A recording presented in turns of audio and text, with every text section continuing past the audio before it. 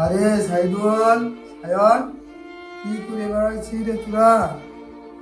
খালি কাজ বাজগুলা করে নে, আমার আর শরীর ভালো নাই রে। কদিন পরে বুঝে মরে যাবো, সাংঘাতিক অবস্থা আমার। তোরা যেখানে দেখে শুনে না করবি তো কে করবে বল? সবই তো তোদেরই হবে। আব্বা আমরা কোথাও যাই নাই গো, মাঠ গেছিলাম, পানি ছিল না, ওই দেখতে গেছিলাম। মাঠ গেলে কিরকম রয়েছে পজিশন দেখে এলাম।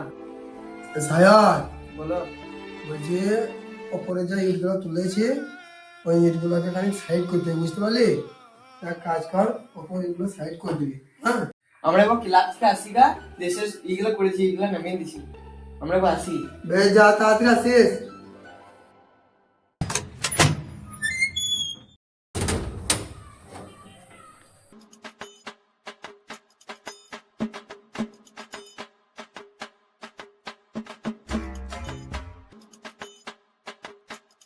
বে সাইদুল, বলছি তো আব্বার তো সব শরীর খারাপ, তাইলে আব্বার যেহেতু মরে যাবো করছে, তাহলে এক কাজ কর কেন, চ আব্বা কাছে সব জমি জায়গা সব লিখে চলে আসি গা।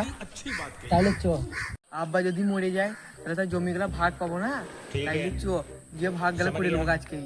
বেশ বেশ, তাহলে ঘরে যেয়ে ভাগ কর। তাহলে ঠিক আছে।